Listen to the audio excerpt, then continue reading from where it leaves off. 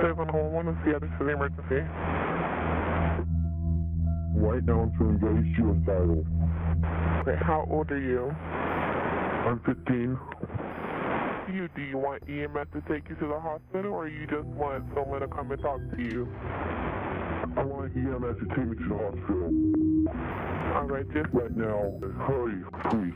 Well, I'm gonna hang up the phone now, but please send them, okay?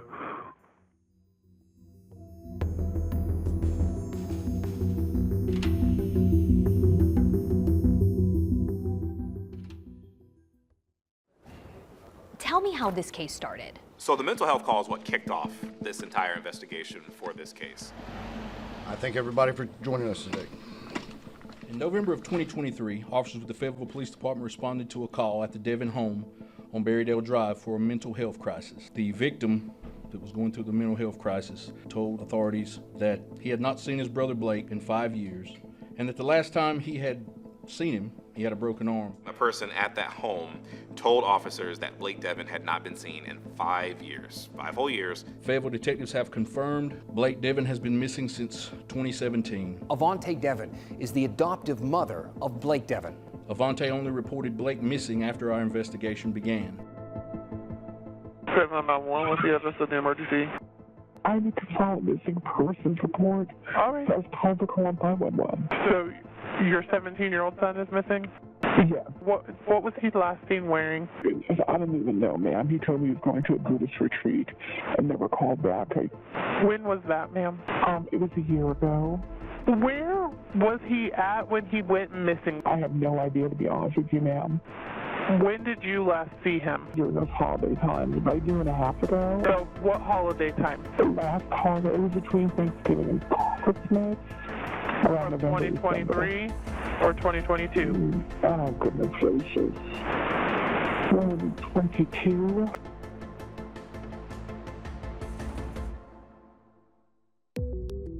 And then that led to more questions where, okay, well, this person's been missing for so long, you're now just, reporting it. Was there any picture of this Blake Deven? We did get a picture, and there was one photo that was from 2012. That was the last known photo of him. Do you think it's a little strange that over the course of 12 years, not one other photo was available? And that's when we also hear that another person was missing related to the same case, and that this is an adoptive sister. So London Deven went missing. When investigators began to look into Blake's disappearance, they learned that 28-year-old London Deven had also not been seen in quite some time. Avante never reported London missing. The last confirmed independent sighting of London was in 2019.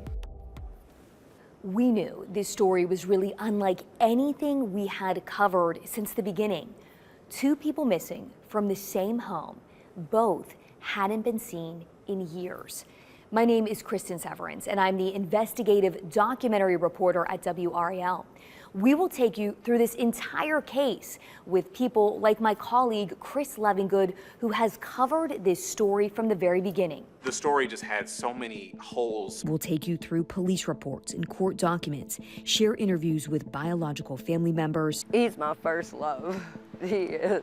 Oh, goodness. Where do you even begin with him? He's just so beautiful. Former social workers who worked with the family. All we knew that these children were missing for years, and no pictures and no credible story. But this documentary isn't just about Blake and London Deven. As detectives began to unravel the facts, we discovered 5 children were adopted by Avante Deven from 3 different North Carolina counties. 5 children taken out of homes. Now you got 2 just completely disappear.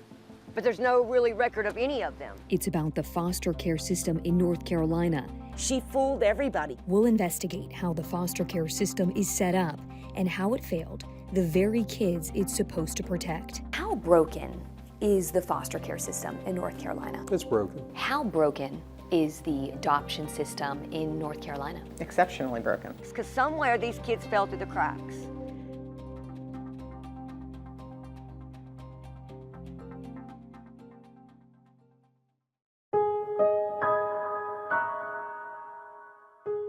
These parks are some of the last places I got to see them play. We met Felicia Chandler at Lake Louise Park in western North Carolina in late 2024. There's Mr. Trent, and he had lost his 2 front teeth. She brought hundreds of pictures of her son with her. Oh yeah, honey, I've got lots and lots and lots more.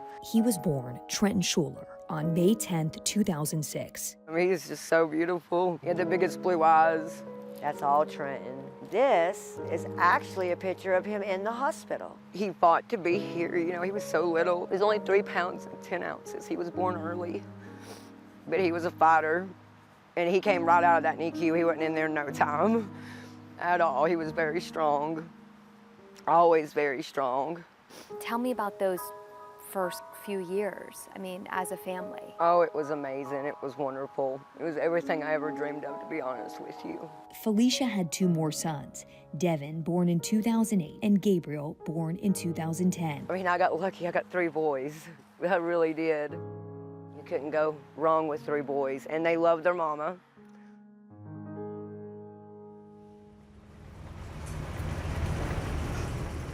In 2011, when the boys were 5, 3, and not even 1, the Department of Social Services in Madison County entered their lives. What happened with DSS? Why did they get involved? They initially got involved due to alleged domestic violence when there was no domestic violence going on at all at that time. Felicia said the alleged domestic violence incident was not with the children's father, and the kids were not home at the time of the incident. What do you think is going to happen? Everything's going to be okay. I've not done anything wrong. They're going to come see my house, and it's going to be fine. I feed my children. I love my children. Anybody that knows me knows that. Felicia said after DSS got involved, her sons stayed with family members for one night and then were placed into foster care. Even if there was a domestic dispute, ma'am, why didn't you save me and my children? Why would you just take my children away from me? I never understood that.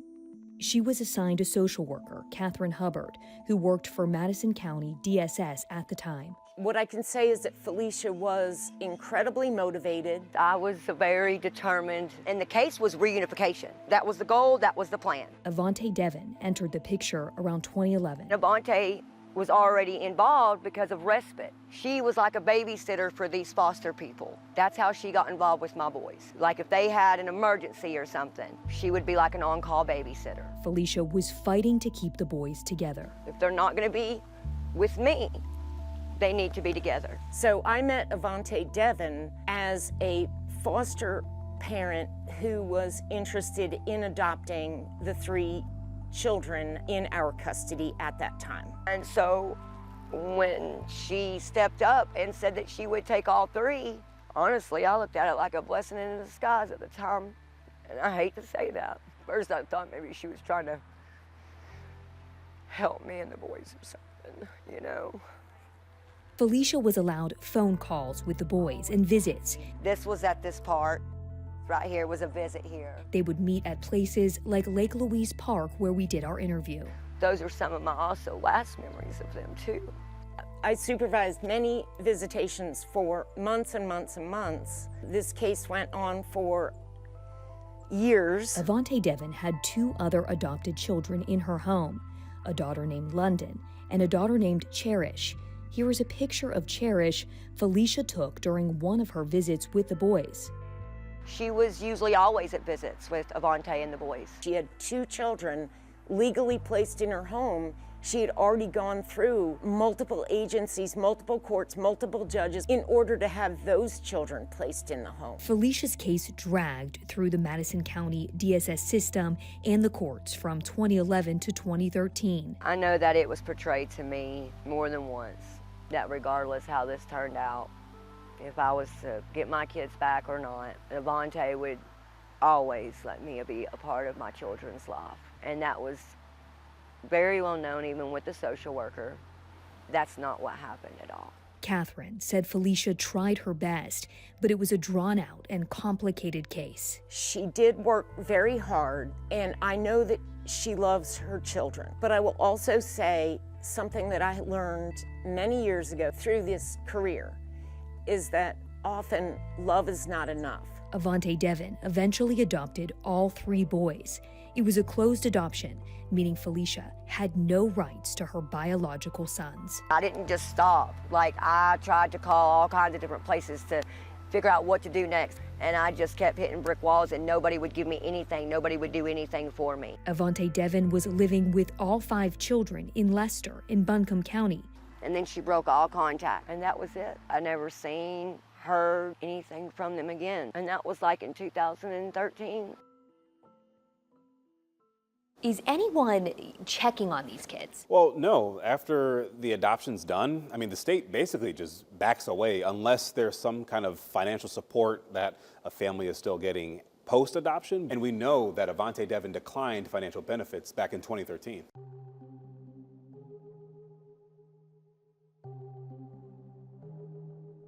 A former landlord confirmed Deven moved the family from a rental home in Leicester to Fayetteville in 2015. She changed all the kids' names.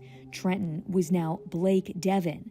Adopted daughter Mariah was now London, and her other adopted daughter Brianna was now Cherish. A lot of the people in this story, their names are not their birth names. It gets confusing, it gets muddy. State records showed Deven homeschooled the children at a school called Deven Academy. 5 children taken out of homes, taken out of public schools. 10 years go by. Felicia hears nothing from Avante Deven. It's like they don't exist. Literally changed all 3 of my boys' names. In November of 2023, someone at the Deven home on Berrydale Drive in Fayetteville calls 911. Right now I'm feeling very suicidal. How old are you? I'm 15. Hurry, please. Fayetteville detectives told Felicia that call was made by her middle son, Deven, now a teenager. He proceeded to try to take his life to get attention because, what was going on, because he hasn't seen his brother in 5 years. Fayetteville police start investigating in late 2023. Avante Deven calls 911 to report Blake Deven missing in January of 2024. And Avante Deven on the call essentially says that she hasn't seen Blake in a while. He went to some sort of Buddhist retreat. Do you think he is a runaway? I think so, but he is generally religious, and he used to go back and forth about a Buddhist retreat and meditation, things like that, but this time he never called back. It's very independent, high-strung, and very bossy, so it's not really unlikely of his character, but yeah, I'm sorry, Mel, what was your question? I'm very upset here. Oh, I understand you're very upset. Do you think he's a runaway? I would say so, yeah. Do you have a good phone number for your son? No, I don't. I don't have any phone number. When the 911 call was released publicly, none of that makes sense to me. As a mother, as a social worker, how did he get there? How would he not have phone contact?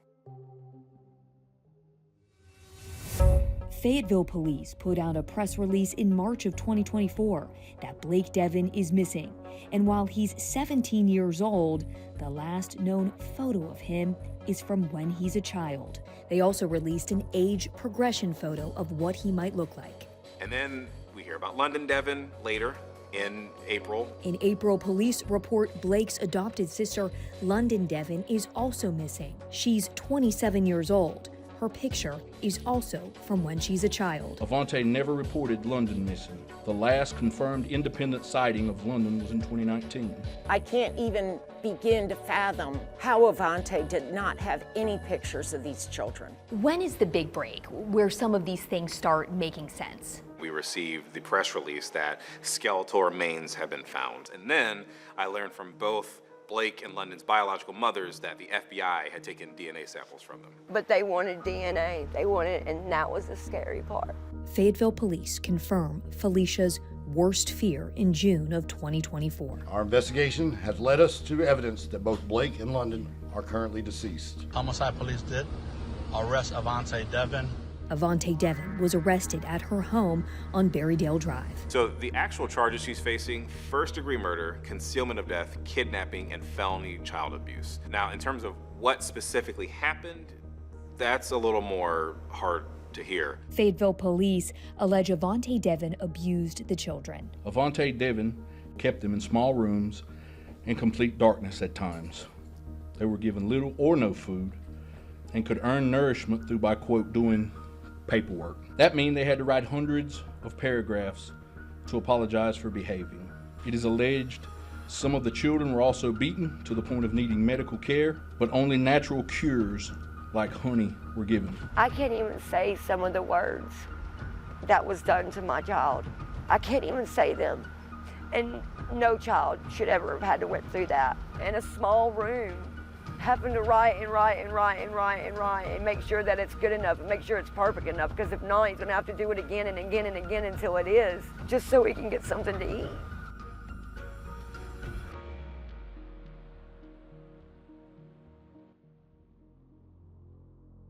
The investigation uncovered Blake likely passed away while the Deven family lived at the Eichelberger Drive home. We believe he was mentally abused, he was physically starved, and his body could no longer take the inhumane treatment. Then, Avante developed a plan to hide Blake's remains, and she forced another person in the household to participate. They dismembered him and burned his remains.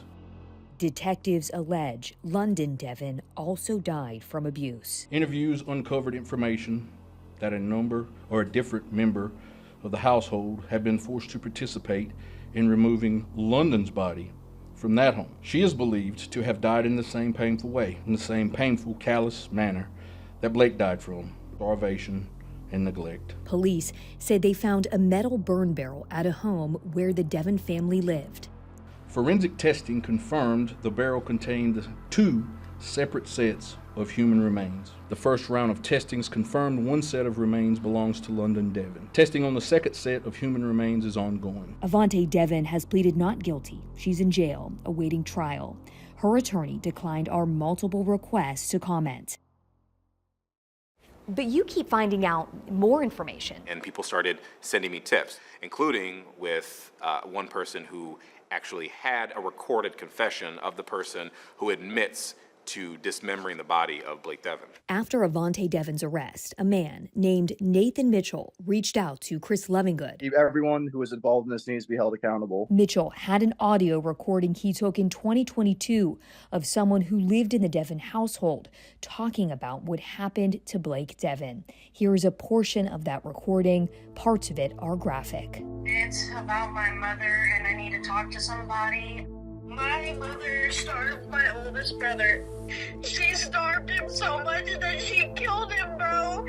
And then she didn't call the ambulance. She didn't call the police. She didn't try and make up a story to tell them, oh, well, he passed away. She literally had me buy a trash can, dude, and keep him in there for a month. And then after that, she literally had me buy a saw to cut open and disintegrate body, dude. Like, this messing with my head. When you hear that, your immediate question is, well, why didn't you say something sooner if you heard this in the recording?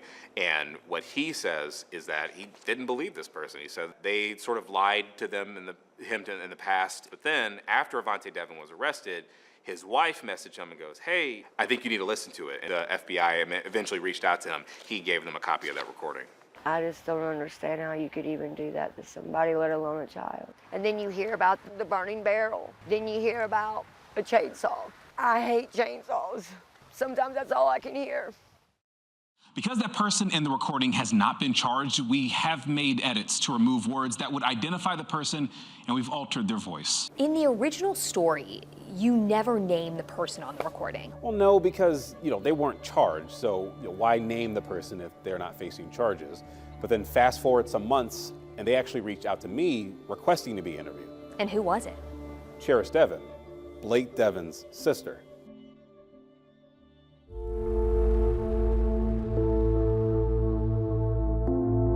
Okay, my legal name is Cherish Deven. Cherish, the little girl Avante Deven adopted before the boys, was now an adult. She wanted to talk about what she says she experienced in the Deven household. I was being starved as well and being beaten and locked into a bathroom as well. It got to the point where I was hiding dog food in the vents just to eat because I was that hungry. She said she was there when Blake Deven died. I'm panicking, I'm crying because I'm scared. I was in the room when he took his last breath. I was in the bathroom where he took his last breath, and I said, he's not breathing, something's wrong. And she wouldn't listen to me. She confirmed she was the person on Nathan Mitchell's recording. Just to clarify, that was you in that recording that your former partner provided. Yes. What else did she say? She said Avante Deven made her dismember and dispose of Blake's body. It wasn't that I was like, I wanted to do this on my own. Again, I was forced to do it. And detectives know this, everybody knows this already. It disgusts me that I can live with myself knowing what I've seen, what I've done, because someone led me on. She was using me. And so I thought that as a child, because I was in the foster system, I thought that that was love. I had no idea what love is. So I trauma bonded with her. She said she will testify if called to at trial. That's why I wanted to come on here today, because no one understands what we've been through. Just not me, not just me, but 5 kids. 5. 5 kids. Just to torture them. Mentally and physically, just torture them. Why? Who does that? Coming up, just who is Avante Deven and how did she adopt 5 kids? They died. They went from one home into foster care, got adopted, and then died. What happened in the system that clearly failed these 2? Someone needs to be held accountable, because Avante Deven is not the only one at fault here.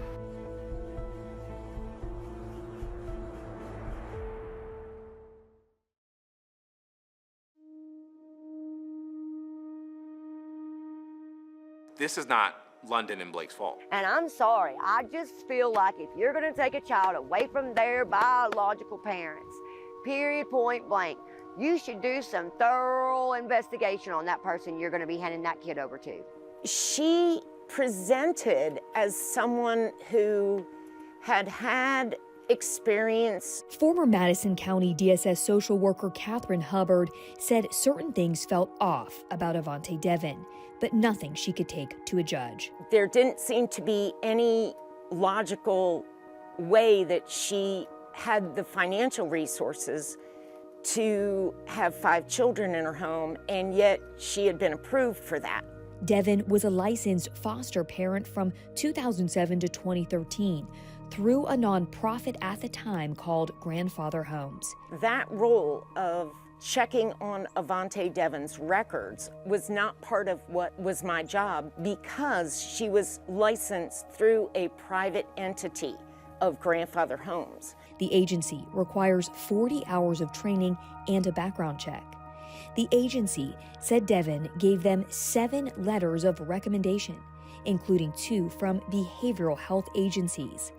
Cherish Deven said Avante Deven should have never been allowed to adopt her or the other kids. There's no way on this God's earth that Ava could have gotten away with adopting 5 kids single and with 9 different aliases. There's no way. We were all lied to and misled by someone who never had anyone else's best interests at heart.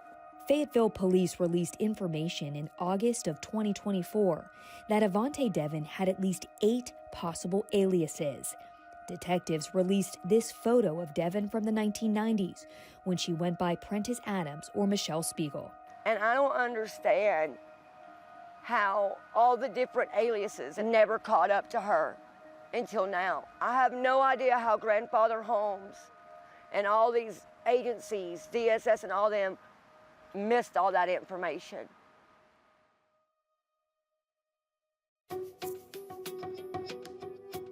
There are nearly 11,000 kids 21 and under in the foster care system and 6,000 foster care homes. North Carolina is one of just 9 states in the country with a state-supervised, county-administered system. That means the state supervises 100 counties who all run their own programs. I think that having 100 counties administer statewide policy in 100 different ways is extremely problematic. Democratic Senator Sidney Batch, who represents Wake County, is also a family law attorney and social worker. I equate DHHS as a life coach. They're like, good job, DSS. We want you to do really well. Oh, by the way, this is a new strategy or a policy. She said it's really up to the county DSS director if they even listen to the state. DHHS does not have the ability, except for very extreme conditions, to be able to go into a county and really oversee what they're doing. You have counties, some are performing really well, some are struggling, and some are in a state of crisis. Karen McLeod runs the nonprofit Benchmarks and is a member of the state's Child Fatality Task Force. She said of the 9 states with a county-administered system, North Carolina spends the least, so the cost of running the child welfare system falls on the county. Those counties that are of lower wealth, they have a lot less money to be able to spend, so they have a lot more turnover, which creates huge stressors for our counties. There is no central statewide IT system for DSS departments, meaning a social worker in one county can't log on and see a child's history from another county. The data and where children are in the state, completely fragmented. If you wanted to know how many placements a child had in the state of North Carolina, where they were, where are you going to go? I mean, we're building a statewide system to track children, their well-being, et cetera, but we're still building it. There is no statewide central phone number or uniformed intake system to report abuse or neglect. Right now, every county has a number, an individual number that you call for a report of abuse and neglect. And that means that there's 100 different counties that are reviewing those calls. Senator Batch introduced Senate Bill 625 in 2023 that would have meant big changes to the child welfare system. And so when we filed the bill, we gave DHHS the ability to go ahead and have more oversight. It passed unanimously through the state Senate. So it's a really large swath of people that have actually supported the bill. Unfortunately, it stalled in the House and did not pass before crossover.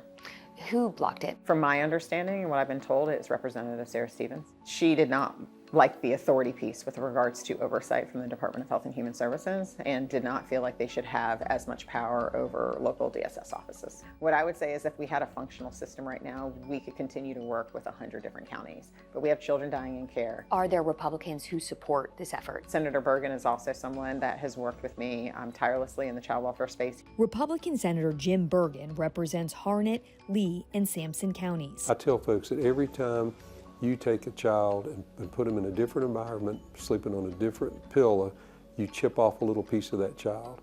And eventually, you know, you crack them. And we just can't keep doing this. So the legislation that failed, it passed the Senate, bipartisan support, made it to the House. Now, obviously, you're on the Senate side, but there was a Republican, representative who blocked it. Sarah Stevens. Sarah and I are friends, and she's a lovely lady and a good legislator. And I think I think there were some things that we just didn't explain well enough, and we just need to sit down and go through things with her. And, politics is a funny thing. Sometimes timing is everything. Stevens told WRAL she thought the legislation was too broad, and so did the counties. So I asked, what should be changed for a stronger and better system? She ignored our multiple requests to do an interview or to clarify her comments. I don't know why you would sit there on your hands and do nothing. Our kids deserve more. Batch plans to reintroduce a new version of the bill in 2025. Even without the legislation, DHHS said changes are happening to the foster care system. We have a lot of things in progress. Susan Osborne is a deputy secretary at DHHS. She said there is now a regional system for the 100 counties. So we have 7 regions, 14 or 15 counties in each region, and one person supports each of those 14 or 15 counties in safety. So they focus only on, are you making the right intake decisions? Are you providing the right good, strong safety plans? The state will now reimburse family members up to $400 a month who step up to foster a child but aren't licensed. This is called kinship care. And we want to do that because we know when kids are placed with their families, their well-being improves, there's less trauma in their life. there are funds set aside for mental health. $22 million recurring dollars to focus on gaps in the mental health system for children in foster care. All improvements to help what Osborne calls a struggling system, but not a broken one. So I don't think we meet the definition of broken. I think the system has struggled. We did interview all these people, lawmakers, social workers, and they do have some tough things to say, right? They say the 100 county system doesn't work. There's no IT system. So if they're saying it's broken, but as you, as someone who's in charge, is saying it's not, are you worried how that's gonna look? We've made progress, and there are a lot of things in place now that weren't in place 5 years ago. And there will be more on our list in the future. Next. This isn't your typical story of where the mother didn't fight. Felicia's fight to make sure no child ever slips through the cracks. I did fight for my boys, and I still am, and I always will.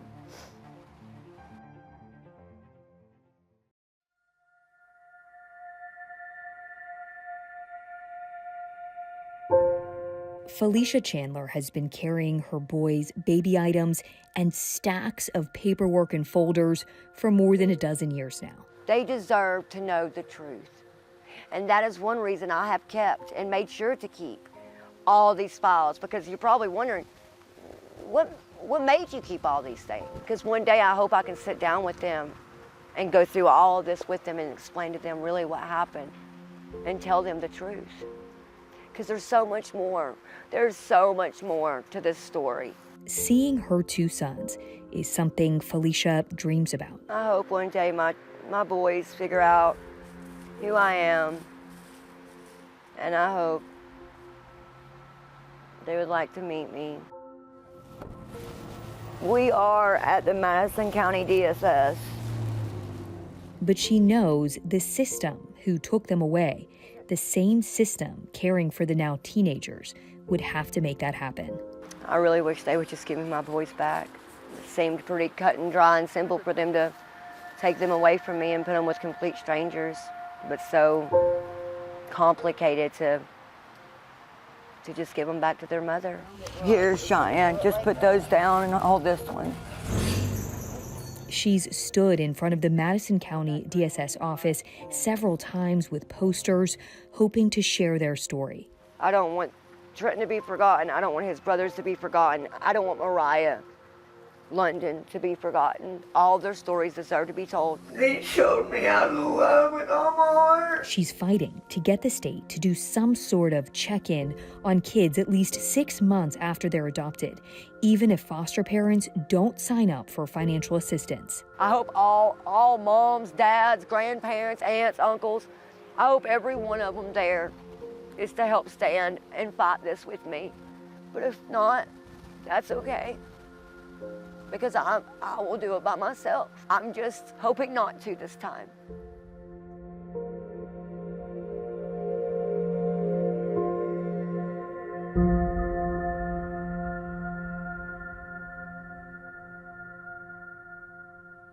I hope this message finds Devin and Gabriel. I am your biological mother, Felicia Chandler. I was really hoping to be able to tell you this in a different way, but here we are, and I just want you to know that I love you both so very much. Always have, always will. There's not a day that goes by that I don't think about y'all or look at y'all's pictures, or I long for the day to meet you boys, to see you again. I'm always here. If you ever need anything, I'm always here. I'm always here. And I do love you very much.